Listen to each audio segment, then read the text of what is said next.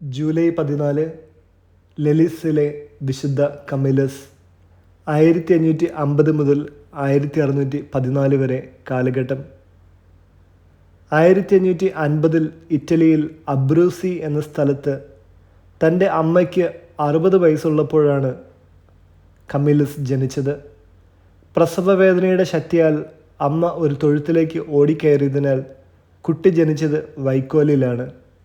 പടയാളിയായിരുന്ന പിതാവ് കുറേ പണമുണ്ടാക്കിയെങ്കിലും മകന് പിതൃസ്വത്തായി നൽകാനുണ്ടായത് തൻ്റെ വാള് മാത്രമാണ്. വാൾ കയ്യിലെടുക്കാറായപ്പോൾ മുതൽ കമിലസ് പടവെട്ടാൻ തുടങ്ങി. പുണ്യപട്ടത്തിനുള്ള ഒരു അർത്ഥിയായിട്ട് ആരും കമിലസിനെ കാണുകയില്ല. ഒരു യുദ്ധം കഴിഞ്ഞ് ആഴമേറിയ ഒരു വ്രണത്തോടെ കമിലസ് സ്വഭവനത്തിലേക്ക് മടങ്ങി. അഗതിയായ കമിലസ് ഒരാശുപത്രിയിൽ ശിപായിയായി ജോലി ചെയ്ത് വ്രണത്തിനുള്ള ചികിത്സ നടത്തിക്കൊണ്ടിരുന്നു.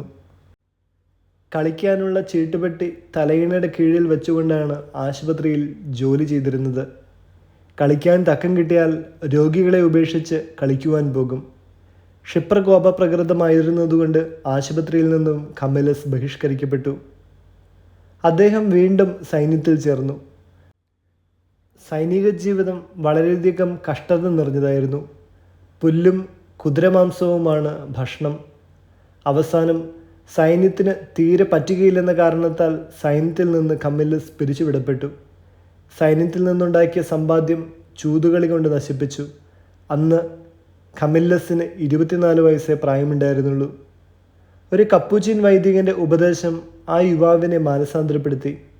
2 പ്രാവശ്യം അദ്ദേഹം കപ്പൂച്ചിൻ നൊവീഷ്യത്തിൽ ചേർന്നു. എന്നാൽ കാലിലെ വ്രണം ഉണങ്ങാത്തതുകൊണ്ട് 2 പ്രാവശ്യവും പുറന്തള്ളപ്പെട്ടു. 1582 കമിലസും മറ്റ് ഏതാനും പേരും കൂടി റോമിലുള്ള മാറാരോഗികളുടെ ആശുപത്രിയിൽ ശുശ്രൂഷ ആരംഭിച്ചു. എല്ലാവരും തോളിൽ ഒരു ചുവന്ന കുരിശ് അണിഞ്ഞിരുന്നു. അതാണ് ഇന്നത്തെ റെഡ് ക്രോസ് പ്രസ്ഥാനത്തിൻ്റെ ആരംഭം. ഒരു വൈദികനായാൽ തൻ്റെ ജോലി ഒന്നുകൂടി വിജയിക്കുമെന്ന് കരുതി അദ്ദേഹം വിശുദ്ധ ഫിലിപ്പ് നേരിയുടെ ഉപദേശപ്രകാരം വൈദിക പഠനം തുടങ്ങി. 34-ാമത്തെ വയസ്സിൽ പുരോഹിതനായി. നഴ്സിംഗ് ശുശ്രൂഷയായി സ്വീകരിച്ച ബ്രദേഴ്സിൻ്റെ ഒരു സഭ തന്നെ അദ്ദേഹം സ്ഥാപിച്ചു. സഭാംഗങ്ങൾ വീടുകളിലും പോയി ശുശ്രൂഷിച്ചിരുന്നു. പ്ലേഗ് ബാധിതരെ കൂടി അവർ ശുശ്രൂഷിച്ചു വന്നു. 1595 ഹംഗറിയിലും ക്രൊയേഷ്യയിലും യുദ്ധരംഗത്ത് അവർ സേവനം നൽകി. ക്രിസ്തുവിനോടുള്ള സ്നേഹത്തെ പ്രതിയാണ് അവർ രോഗി ശുശ്രൂഷ നടത്തിയിരുന്നത്. മരണം വരെ കാലിലെ വ്രണം ഉണങ്ങിയിരുന്നില്ല. അന്തിമ രോഗത്തിലും എഴുന്നേറ്റ് ചെന്ന് അപരരുടെ സുഖാസുഖങ്ങൾ അദ്ദേഹം അന്വേഷിച്ചിരുന്നു. 1746 കമിലസിനെ തിരുസഭ വിശുദ്ധനായി പ്രഖ്യാപിച്ചു.